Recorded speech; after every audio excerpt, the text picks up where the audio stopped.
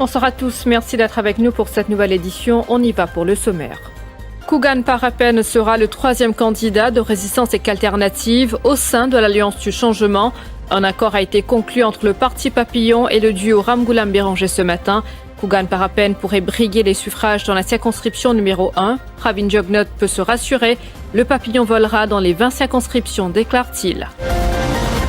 Arvind Sakhi présenté comme candidat de l'Alliance Les Peuples dans la circonscription numéro 18 lundi dernier, annonce son retrait de la course. Il justifie sa décision en disant vouloir se consacrer à sa famille. Depuis ce matin, 16 partis politiques ont formulé une demande d'enregistrement auprès de la commission électorale. Parmi eux, le Reform Party et le Parti Malin. L'exercice se poursuivra jusqu'à vendredi. Les députés sortants doivent déclarer leurs avoirs au plus tard le 4 novembre prochain auprès de la Financial Crimes Commission. Ils doivent prêter serment par affidavit devant la Cour suprême avant de soumettre leur déclaration.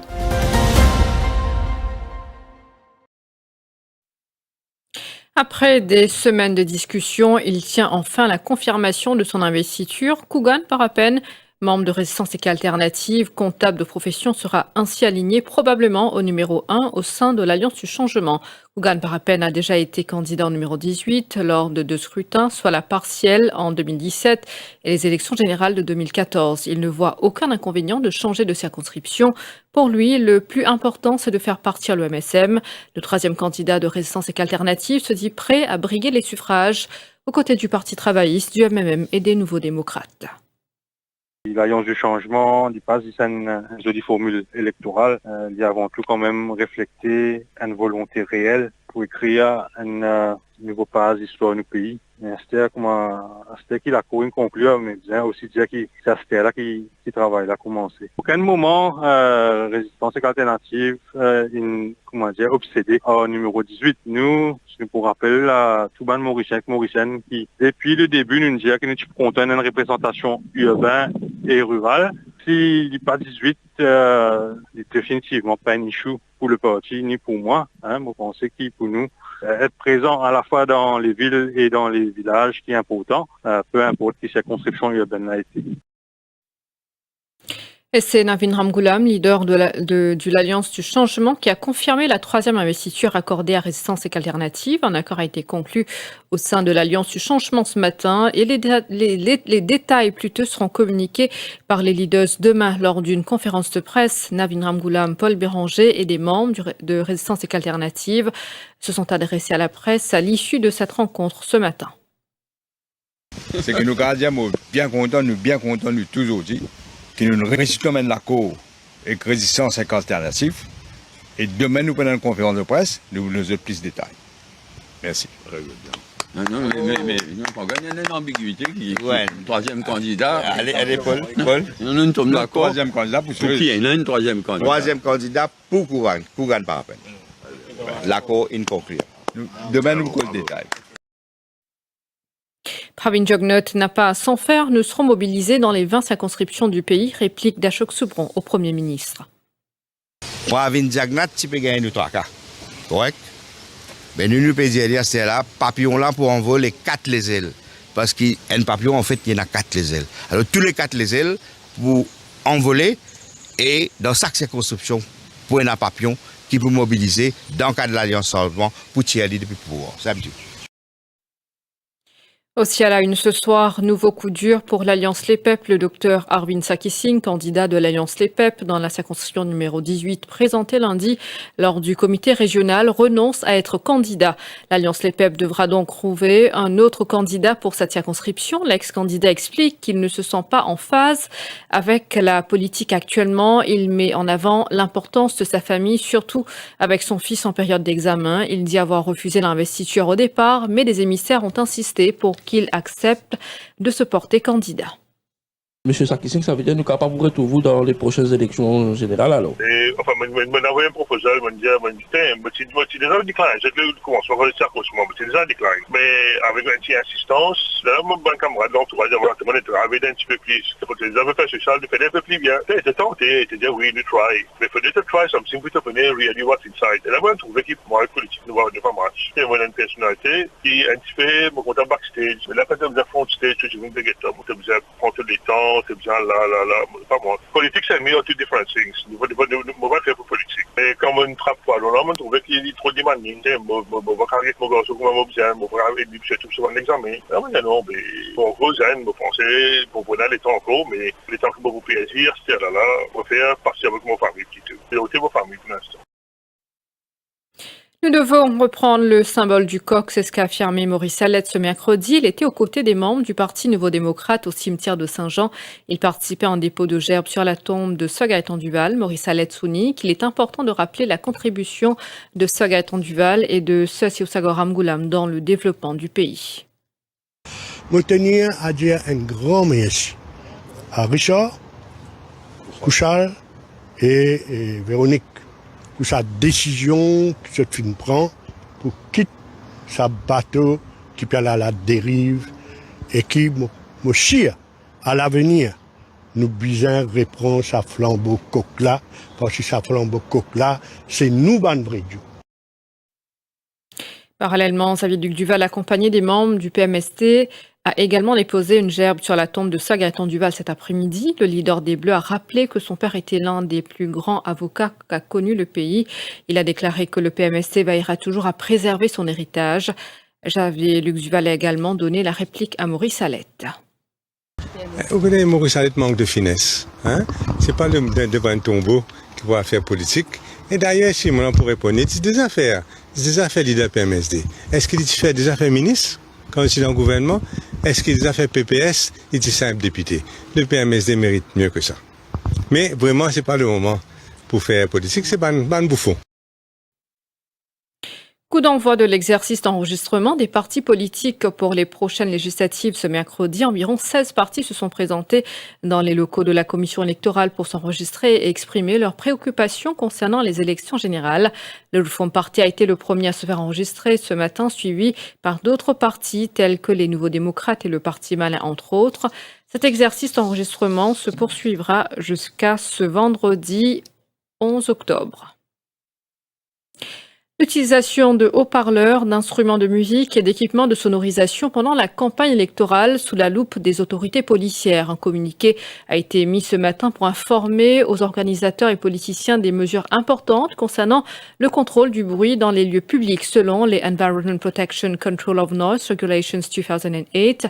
L'utilisation des appareils produisant du son nécessitera au préalable l'autorisation du commissaire de police avec des sanctions sévères, soit une amende de 50 000 roupies et en cas de récidive, l'amende passe à 100 000 roupies accompagnée d'une peine d'emprisonnement pouvant aller jusqu'à 12 mois. Le chef inspecteur Shiva Kuten, responsable du service de communication de la police, souligne que cette législation est connue des politiciens.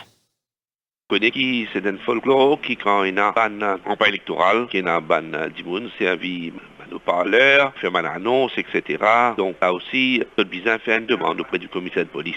Il est bon de préciser là-dedans qu'il pour une infraction, si un ne pas adhère à la provision de ça, à la regulation, la loi là, il y a l'amende qui pas dépasse 50 000 roupies pour une première fois, et dans un deuxième temps, si il y a les autres cas récurrents, à ce moment-là, il y a une amende qui pas dépasse 100 000 roupies et une peine d'emprisonnement qui pas dépasse 12 mois. Mais M. Kouten, est-ce qu'il s'en fait appliquer à Mandimoun qui fait à Man Réunion à ce domicile de la soirée? Écoutez, nous limitons à ça qui peut obligatoire peut dire. Ça c'est la loi, ça, hein? Pas moi qui invente ça. Nous d'après la loi là. Maintenant qu'on comprend, les politiciens, les autres connaissent qui est là. Je vous le disais au sommaire, les députés sortants invités à déclarer leurs avoirs au plus tard le 4 novembre prochain à la Financial Crimes Commission. Selon la Declaration of Assets Act 2018, chaque député a le devoir de déclarer leurs avoirs au début et à la fin de leur mandat. De même que pour leur épouse et enfants mineurs, cela doit se faire par voie d'un affidavit devant la Cour suprême qui doit être ensuite déposé à la FCC. Selon la FCC Act de 2023, les députés sortants ont aussi l'obligation de déclarer leurs biens virtuels, les œuvres d'art, les objets en or qu'ils possèdent ainsi que des propriétés cédées à la Waqaf. Les détails avec Shehzad Jadou.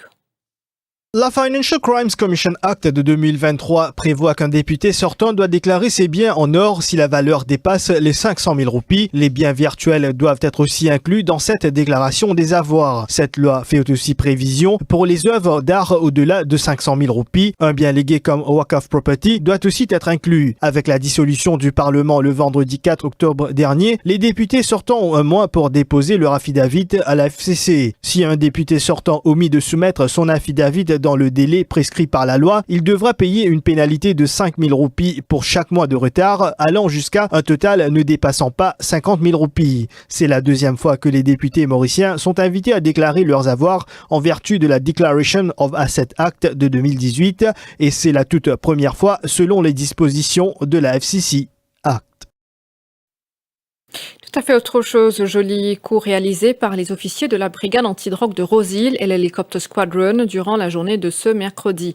Lors d'une opération menée dans les régions de Midlands et du Breuil, plus de 400 plantes de cannabis ont été déracinées et placées sous scellé par là-dessous. Ces plantes de cannabis sont estimées à plus d'1,2 million de roupies. L'enquête se poursuit. On se retrouve après cette pause.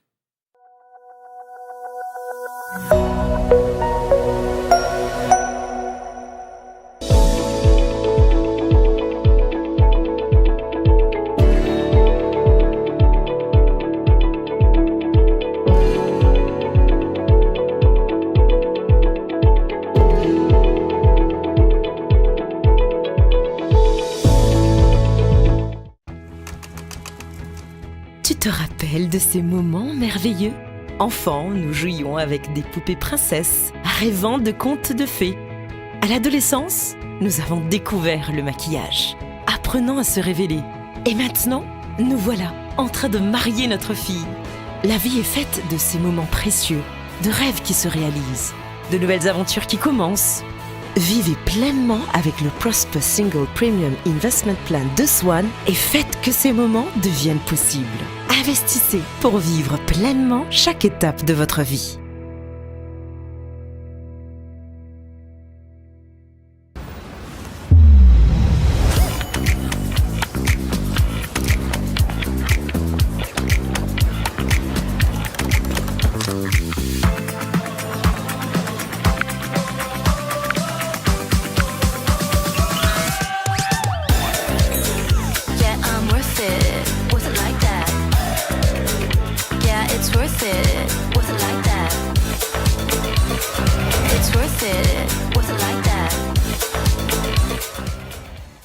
Prisonnier d'une douleur au genou, mais pas prêt pour une chirurgie ?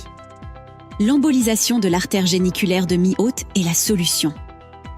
C'est une procédure mini-invasive, sans anesthésie générale, sans chirurgie ouverte et sans cicatrice.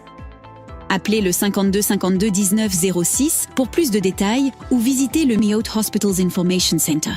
Libérez-vous de la douleur arthrosique au genou et retrouvez un mode de vie actif.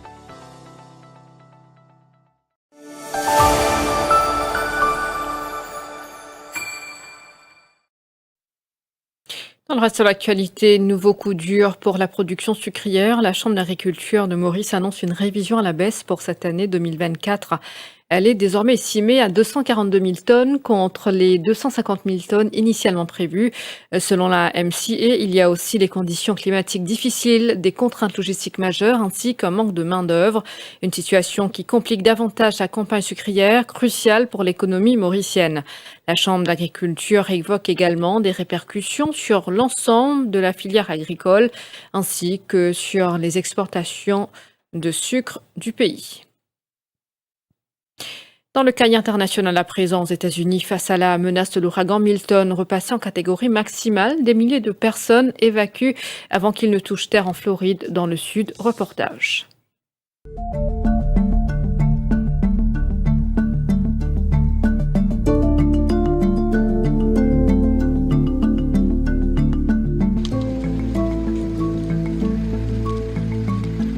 I've lived here for about 23 years, so I've experienced as many as I could possibly remember.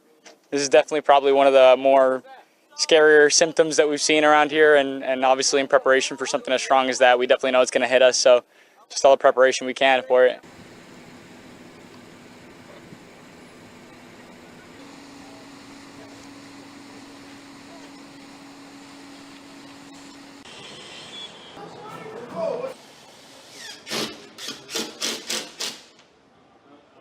I actually live in Clearwater on the bay, probably 20 feet away from the storm. The last time the water was up to my hip, so I think this time we're going to be, as soon as I'm done with work, I'm actually going to go ahead and go grab my family, and we're going to come inland. We're going to stay at a hotel inland and kind of wait it out.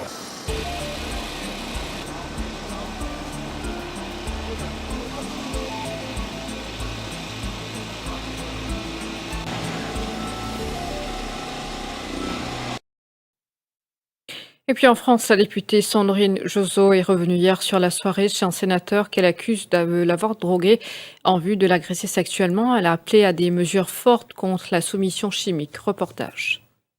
C'est le crime parfait parce que c'est le premier mode opératoire des prédateurs qui mettent finalement leur proie en situation de vulnérabilité. Donc on ne peut plus se défendre et ça assure finalement leur viol facile.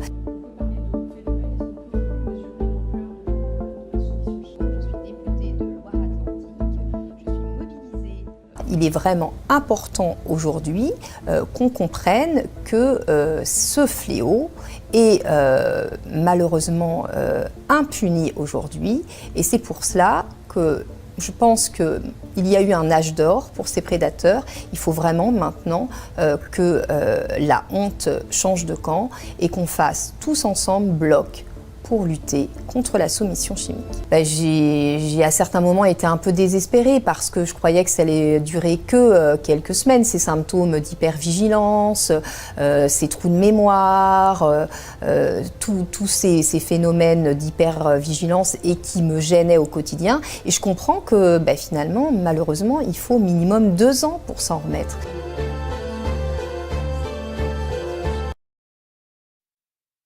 Ce qui nous amène à la fin de cette édition. Merci infiniment de votre fidélité. Passez une excellente soirée.